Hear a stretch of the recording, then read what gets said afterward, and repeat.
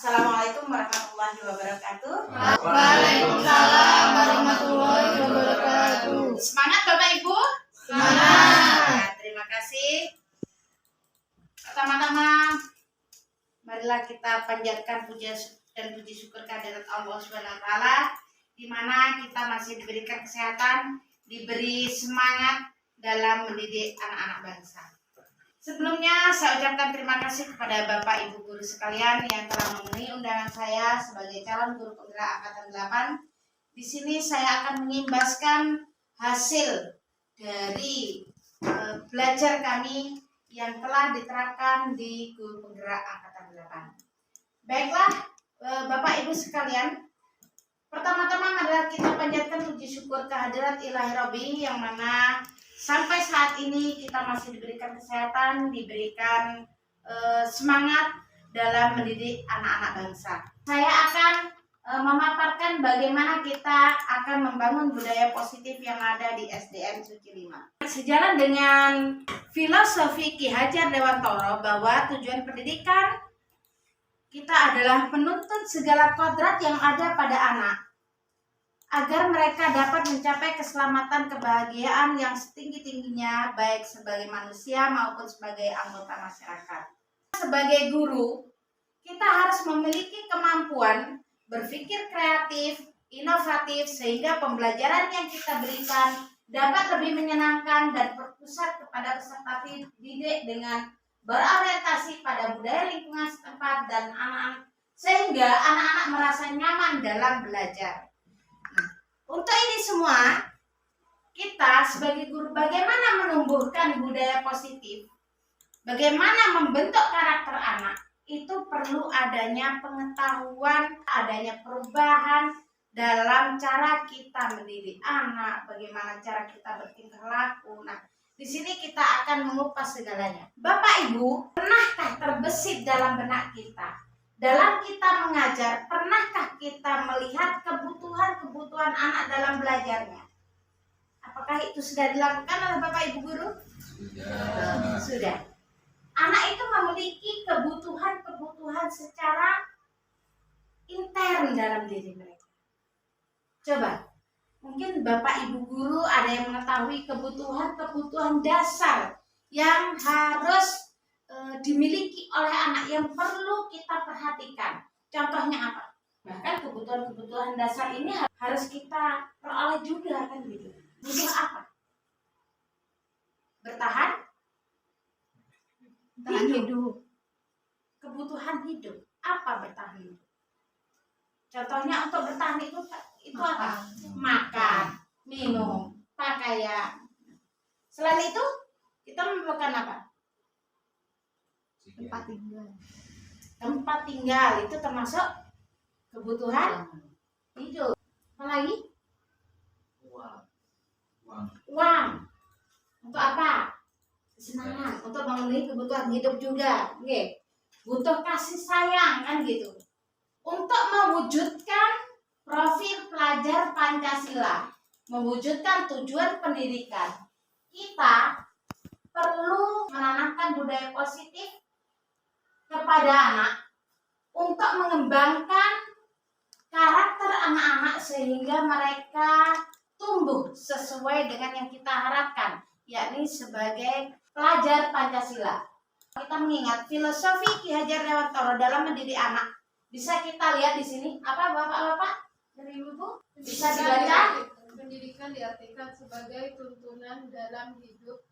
Tumbuhnya anak-anak menuntut segala kodrat yang ada pada anak-anak agar mereka dapat mencapai keselamatan dan kebahagiaan yang setinggi-tingginya baik sebagai manusia maupun sebagai anggota masyarakat. Nah, itulah filosofi pendidikan menurut Ki Hajar Dewantoro.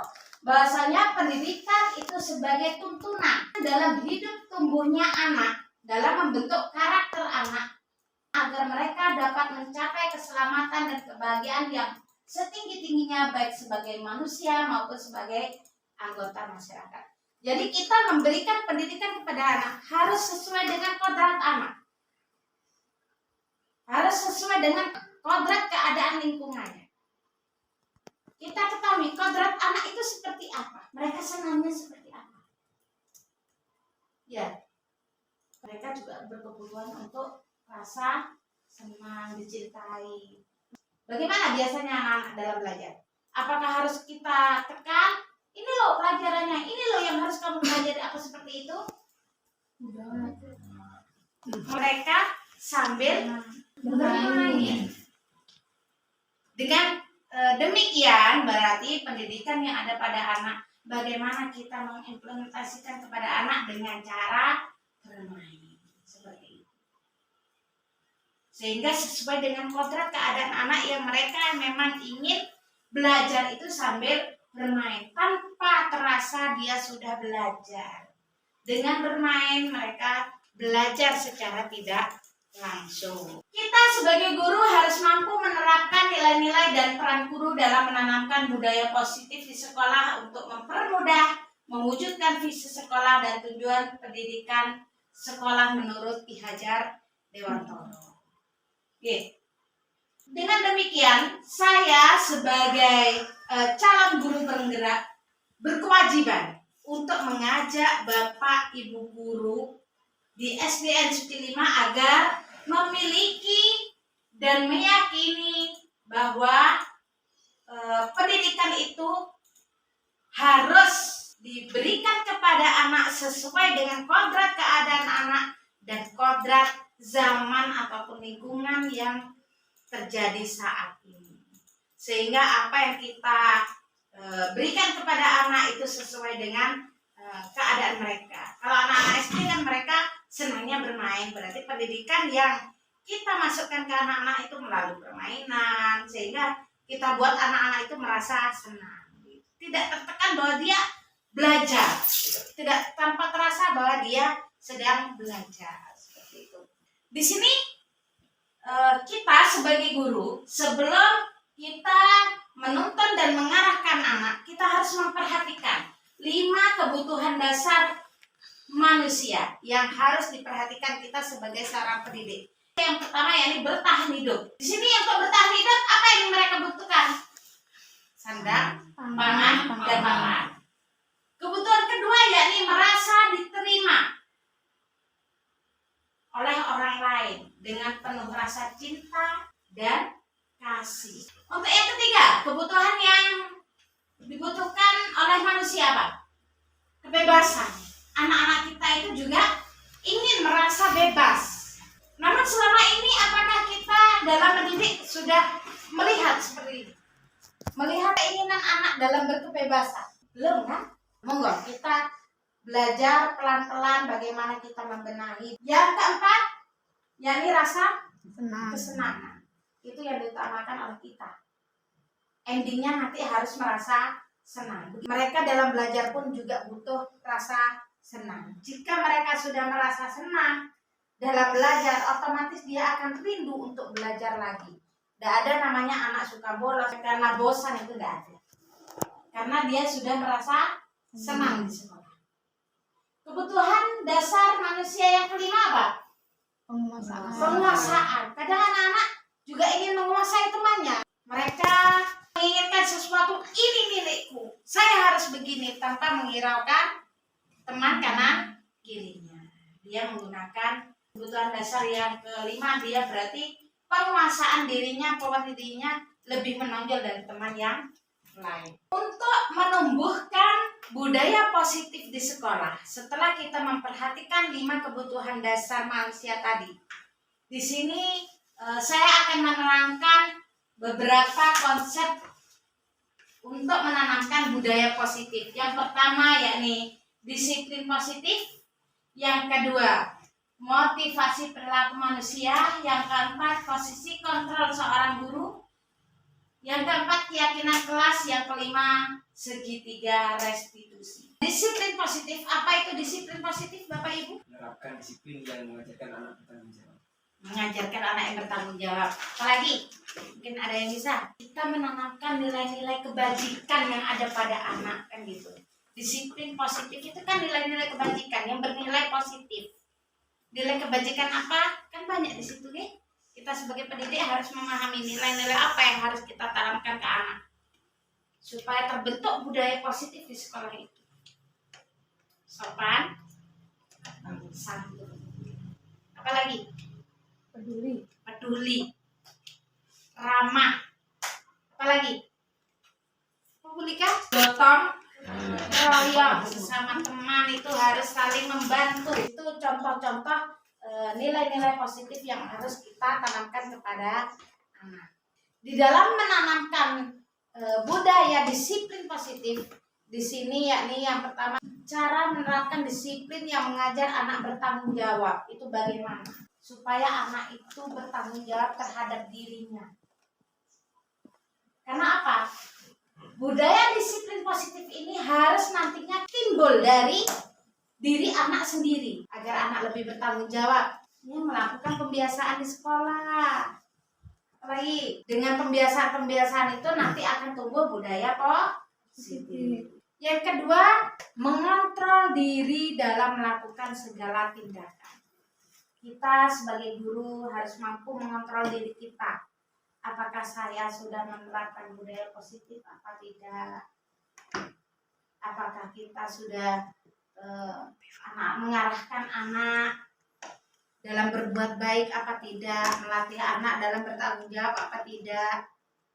Yang ketiga, yakni membuat murid memahami dan menyadari berdasarkan motivasi internal, bukan paksaan atau hukuman. Bahwasanya pendidikan disiplin positif itu bukan dari karena takut karena hukuman, itu bukan. Karena saya ingin memperoleh penghargaan dari Bapak Ibu guru, bukan. Tetapi itu bagaimana nanti kita menumbuhkan dari dalam diri pribadi anak-anak. Di dalam menumbuhkan motivasi diri terhadap anak, kita sebagai seorang guru sebelumnya harus menghargai diri kita sendiri terlebih dahulu. Oh, Pak Guru berpakaian yang rapi. Oh, Pak Guru datang tepat waktu. Oh, Pak Guru dalam mengajarkan selalu ada di dalam kelas, memperhatikan murid-murid yang lain. Berarti saya harus bersikap seperti ini, ya. Pak Guru selalu berpakaian rapi. Oh, Pak Guru berpakaian rapi, masa saya tidak berseragam? Kan begitu nanti anaknya.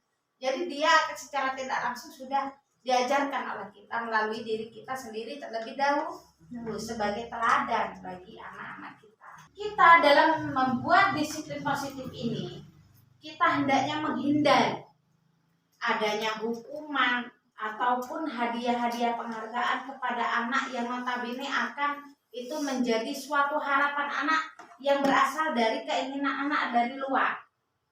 Saya mau mengerjakan PR agar diberi nilai 100 sama Bu Iva misalnya. Itu berarti dia tumbuh kesadaran dari pribadinya itu bukan karena dari dirinya sendiri, melainkan karena orang lain.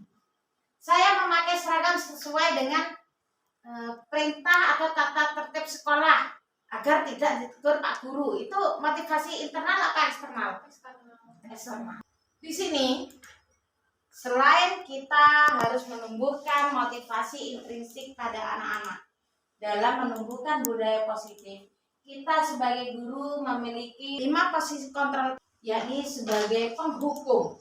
Contohnya ada anak yang datang, dia datang terlambat ke sekolah, dia tidak memakai sepatu, terburu-buru tidak pakai sepatu, terlambat sudah, mau upacara juga. Tindakan apa kira-kira yang kita lakukan? Memberi sanksi, nyapu atau apa gitu ya. Kita cenderung memberikan hukuman karena anak itu tidak mematuhi aturan yang ada. Kebanyakan seperti itu. Apabila ada anak yang melanggar tidak mengerjakan PR, langsung kita apakan? Dihukum biasanya. Apalagi olahraga datang terlambat, biasanya diapakan Pak Iko? Disuruh lari. Ini tipe-tipe penghukum. Akibatnya apa ke anak? Trauma. Malas untuk belajar. Yang kedua, sebagai teman. Apa kita harus menempatkan sebagai teman terhadap anak? Perlu apa enggak? Ada kalanya perlu. Tetapi posisi sebagai teman itu juga menimbulkan hal-hal yang negatif. Yang pertama, anak menjadi tidak sopan. Yang kedua, anak kadang melawan terhadap kita. karena mereka menganggapnya kita sudah sebagai temannya. Bolehlah kita kadang-kadang sebagai teman, tetapi itu menurut koridor yang ada. Ada kala waktunya kita sebagai teman, ada kala waktunya kita harus bertindak sebagai guru yang harus dia hormati, yang harus dia patuhi perintahnya.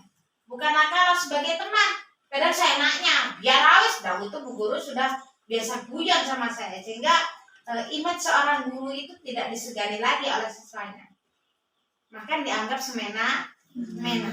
Yang ketiga, kita sebagai pemantau. Posisi pemantau ini namanya kita mantau, ngawasi. Hanya sebagai pengawas saja terhadap anak. Apa seperti itu? Tidak, nggih? Karena kita itu sebagai guru juga dibutuhkan lebih bertanggung jawab terhadap tingkah laku anak, kebiasaan anak, bagaimana cara kita membentuk karakter anak. Tidak cukup hanya sebagai pemantau, tapi kita sebagai penuntun, pengarah, mengarahkan anak-anak.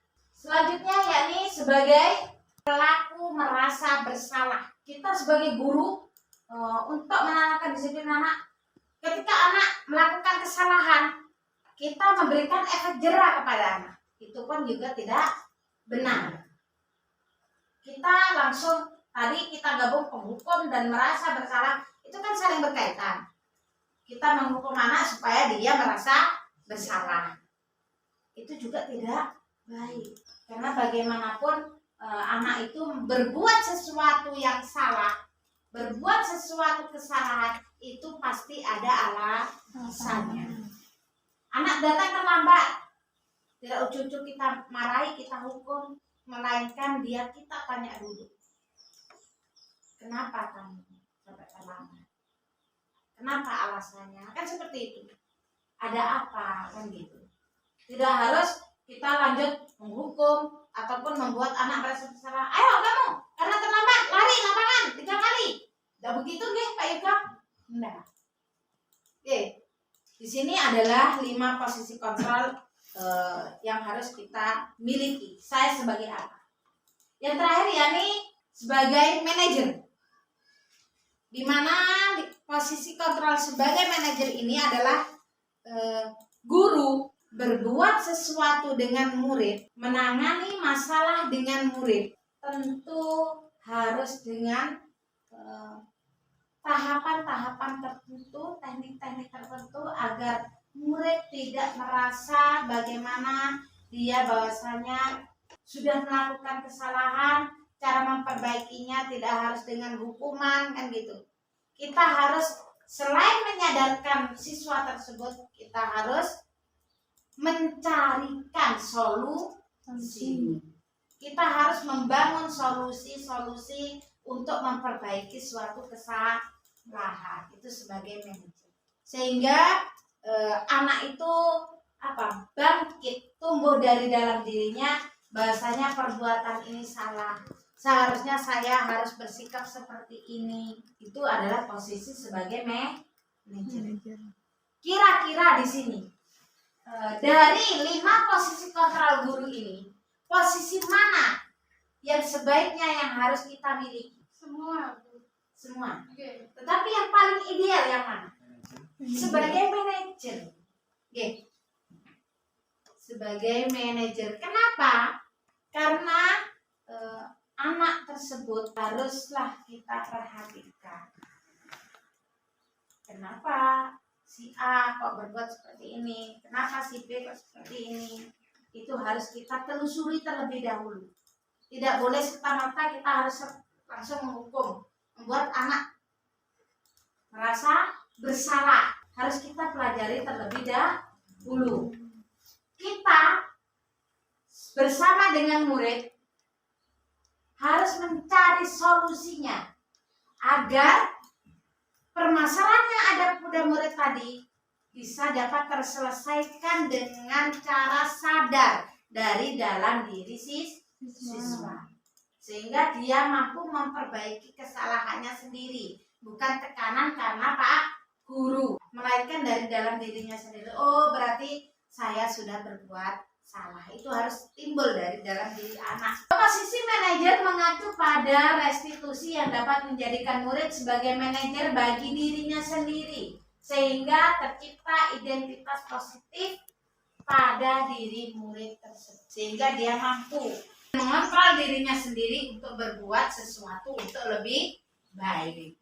Itu yang harus kita tanamkan pada siswa. Mulai saat ini kita bisa berlaku sebagai manajer terhadap diri dan anak didik kita. Siap ya ibu-ibu? Bapak-bapaknya juga siap? Siap, alhamdulillah. Sehingga nanti kita di sekolah pun tidak semena-mena terhadap anak. Oke. Kita harus menelusuri dulu, kenapa si B tadi kok tidak masuk sekolah. Kita cari informasi terlebih dahulu. Oke, di dalam permasalahan itu perlu adanya solusi kan gitu. Tidak mungkin permasalahan itu ada permasalahan tidak ada solusinya, itu tidak mungkin. Nah, solusi-solusi itu yang harus kita gali bersama anak sehingga dapat terselesaikan dengan rasa sadar kan gitu, sehingga anak tidak merasa dirinya itu diintimidasi oleh guru. Bapak Ibu, untuk menanamkan budaya positif ini di lingkungan sekolah kita, kan mumpung saat ini adalah awal tahun, seperti kemarin yang telah saya terapkan kepada anak-anak, terutama di kelas 6 kemarin, kita di awal tahun perlu membuat adanya keyakinan kelas. Untuk apa? Agar anak-anak tumbuh dulu. Oh, saya perbuatan apa yang harus saya tanamkan? Kan gitu di sekolah. Agar dia menyadari bahwasanya saya sekolah harus seperti ini. Nah, itu harus dibuat kesepakatan kelas dulu bersama anak-anak. Apa Bapak Ibu guru sudah membuat kesepakatan kelas? Sudah. Atau keyakinan kelas sudah, nggih? Sudah. Alhamdulillah kalau sudah. Kenapa keyakinan kelas itu perlu kita buat? Karena keyakinan kelas tersebut, baik itu di sekolah ataupun di kelas masing-masing, itu bersifat universal, bersifat menyeluruh, yang akan mudah diingat oleh mereka sendiri, sehingga kita tidak perlu mengingatkan kembali, karena kesepakatan kelas itu dibuat kita dari awal bersama anak-anak. Jadi ketika anak-anak berbuat kesalahan, kita tinggal mengingatkan saja, tidak perlu memberi hukum.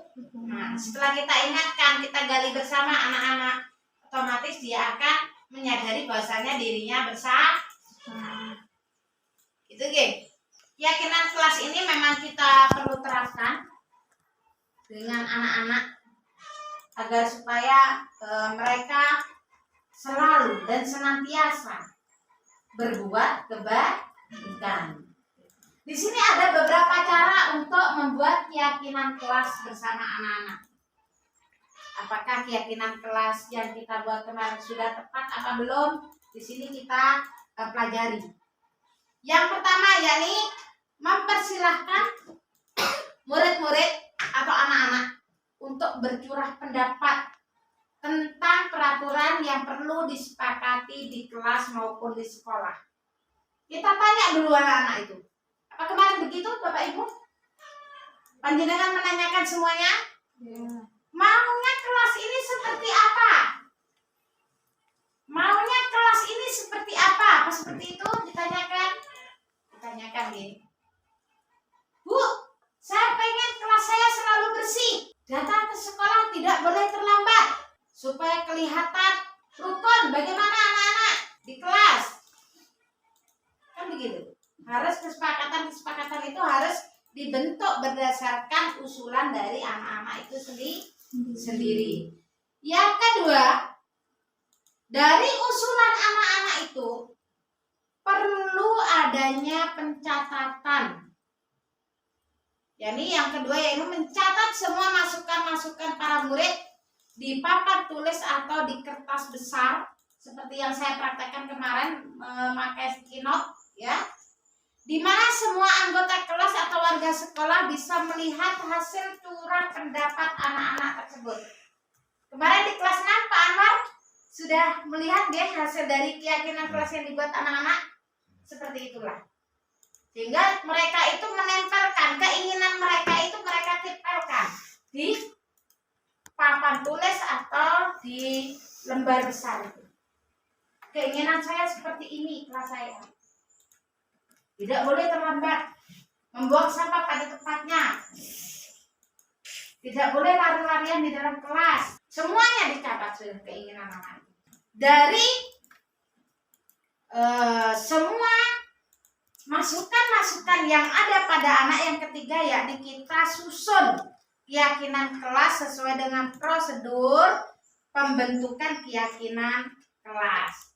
Tadi tentunya di dalam keyakinan kelas anak itu ada kalimat-kalimat negatif. Contohnya, tidak boleh datang terlambat. Itu kan kalimat negatif. Ada kata tidak, itu kan kalimat negatif.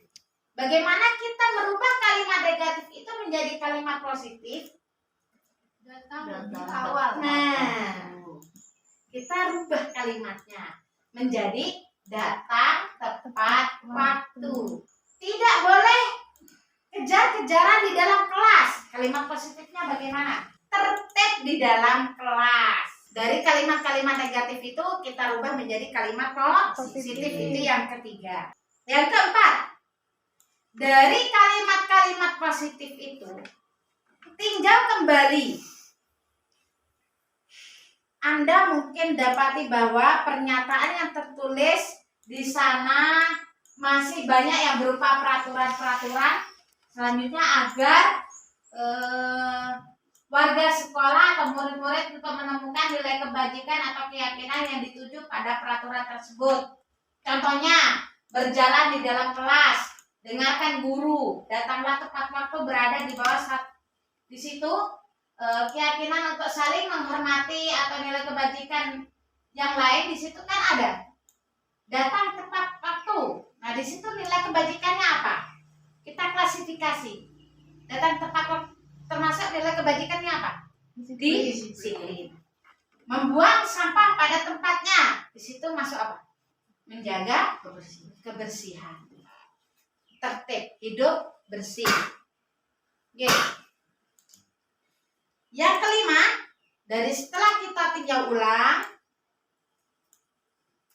setelah itu peraturan-peraturan disatukan menjadi beberapa keyakinan atau kita klasifikasi bersama anak-anak sehingga mereka dapat lebih mudah untuk memahami keyakinan-keyakinan kelas yang telah kita sepakati.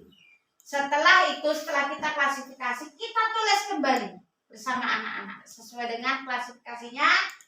Kalau perlu kita banner, kita pajang yang bagus. Setelah itu ditandatangani oleh anak-anak. Kalau kita tuliskan menjadi suatu poster itu kita sepakati bersama anak-anak. Sehingga dengan keyakinan kelas yang telah disepakati oleh kita bersama anak-anak dapat memperlancar, dapat menumbuhkan semangat anak lagi dalam bertindak positif sehingga menjadi kebiasaan-kebiasaan positif yang terjadi di sekolah. Nah, selain itu kita sebagai guru kita juga harus mengetahui bagaimana cara menyelesaikan suatu masalah dengan anak sehingga dia tidak merasa diintimidasi, tidak merasa dihukum oleh gurunya, gitu kan? Yaitu dengan cara segitiga restitusi. Apa itu restitusi? Ada yang mengetahui? Dalam menyelesaikan masalah yang kita kenal kemarin cuma hukuman, kan gitu. Ada masalah anak-anak itu dihukum. Yang kedua, konsekuensi, memberikan konsekuensi terhadap anak. Yang ketiga yaitu dengan cara restitusi. Restitusi bisa ganti rugi. Kata lain restitusi itu bisa ganti rugi. Tetapi ganti ruginya apa dalam bentuk benda? Restitusi itu apabila kerugian itu dalam bentuk uang? Kerugian itu tidak harus dalam bentuk uang kan? Kejadian-kejadian permasalahan kenakalan anak juga termasuk butuh restitusi kan gitu. Untuk mengganti sesuatu yang salah menjadi benar. Untuk mengganti suatu kegagalan menjadi suatu kesuksesan. Kan itu termasuk restitusi. Ya, restitusi adalah suatu cara menanamkan disiplin positif kepada murid agar mereka kembali ke kelompok mereka masing-masing dengan cara sadar dari dalam dirinya sendiri, dengan karakter yang lebih kuat lagi. Yang kemarin anak sudah melakukan kesalahan, dengan cara restitusi anak tersebut bisa menjadi lebih baik yang timbul dari dalam dirinya sendiri. Restitusi di segitiga restitusi ini pertama bisa kita lakukan yakni dengan satu, menstabilkan identitas. Yang kedua, validasi tindakan yang salah. Kita harus memvalidasi tindakan yang salah. Yang ketiga, yakni menanyakan keyakinan. Salah satu contoh kemarin, Chandra tidak mengerjakan tugas di kelasnya. Pada saat guru pengganti datang, dia dikasih tugas, justru Chandra tidak mengerjakan tugas. Ini penyelesaiannya seorang gurunya bagaimana? Apa harus menghukum?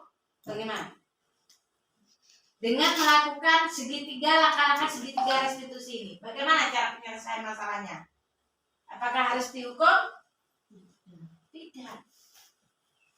Tetapi bagaimana dengan cara langkah-langkah segitiga restitusi ini? Yang pertama yaitu menstabilkan identitasnya dulu. Bahasanya Chandra ini kenapa kok tidak mengerjakan tugas? Apa yang dilakukan Chandra? Kesalahan apa yang telah dilakukan Chandra? Ini menstabilkan identitas. Bu, kata guru penggantinya, Bu, Chandra tidak mengerjakan tugas. Kenapa Chandra tidak mengerjakan tugas? Ngantuk katanya. Kenapa anak ini ngantuk? Nah, di situ kita gali. Ya, alasannya kenapa tidak mengerjakan tugas. Yang kedua ya ini dengan validasi tindakan yang salah. Chandra ini sudah berbuat salah. Apa benar? Kenapa anak ini tidak mengerjakan PR? Ditanyakan kepada anak. Kenapa Chandra tidak mengerjakan PR? Kita tanyakan dulu. Ya Bu, karena saya bermain game terlalu larut malam sehingga saya lupa pada PR saya. Mungkin seperti itu. Lantas bagaimana Chandra? Apa hal langsung kita hukum? Tidak. Kita tanyakan. Karena kita sudah membuat keyakinan kelas di awal tahun ajaran baru kemarin, kita ingatkan kembali dia. Apabila Chandra berbuat seperti itu, sudah benar apa tidak? Ya Bu, saya salah. Tentunya gitu. Anaknya akan mengakui kesalahannya. Apa? Kesalahan apa yang telah kamu lakukan? Saya tidak mengerjakan PR-ku. Kenapa? Saya tidur terlalu malam karena senang bermain HP. Padahal kita juga senang kalau main HP. Kadang lupa. Pekerjaan rumah pun kita sebagai guru kadang lupa. Ya kan enggak? Harusnya ngomong anaknya melayu konsen di HP-nya. Kadang kita pernah lakukan seperti itu. Berikut juga pada kesalahan anak tadi kita ingatkan kembali. Setelah itu dia sudah merasa bersalah, kita ingatkan kembali pada kesepakatan kelas yang telah kita buat bersama dengan menanyakan keyakinan yang telah dibuat, disepakati bersama. Oh ya Bu, saya melanggar ini. Saya tidak bertanggung jawab. Tentunya dia sudah timbul dari dirinya sendiri. Apa yang dilakukan sudah salah. Dia sudah merasa tidak bertanggung jawab. Nah, dari situ bisa kita menyelesaikan masalah dengan anaknya. Kira-kira langkah apa yang kamu lakukan setelah menyadari kesalahan kamu? Tentunya dia sadar bagaimana dia harus mengerjakan tugas. Yang kedua, dia tidak akan mengulangi lagi, yang seperti itu. Tanpa kita harus menghukum, dia sudah sadar dari dalam diri pribadinya sendiri. Gitu ya. Monggo dari sekarang Bapak Ibu guru hindari pemberian hukuman, penghargaan yang berlebihan terhadap anak. Penghargaan itu baik sebenarnya. Memberikan hadiah itu baik sebenarnya. Tetapi itu nanti akan menjadi apa? Kebiasaan anak untuk melakukan sesuatu biar saya nanti dapat hadiah dari Bapak Ibu guru. Malah jadi kecanduan anaknya. Kalau dikasih hadiah dia mau mengerjakannya dan dikasih hadiah kembali lagi, kan gitu. Jangan sampai anak-anak kita berbuat atau mengulang kesalahan-kesalahan berikutnya dengan kesalahan yang sama, melainkan karena takut dari gurunya harus dikasih hadiah, jangan sampai seperti itu. Oke. Melainkan anak-anak itu kita sadarkan dari kesalahan yang sudah dibuat, dia mampu memperbaikinya dengan kesadaran diri sendiri. Dengan niatan bismillah pasti kita nanti bisa memperbaiki segala sesuatu. Saya ulas kembali bagaimana cara menstabilkan identitas di sini kepada anak-anak. Berdasarkan prinsip membuat kesalahan adalah bagian dari proses pembelajaran. Sebagai manajer kita tadi harus menggeser identitas gagal ke identitas sukses. Dari kesalahan tadi harus dirubah menjadi identitas kebaikan, kesadaran dari diri pribadi anak sendiri. Setelah itu kita memvalidasi tindakan yang salah.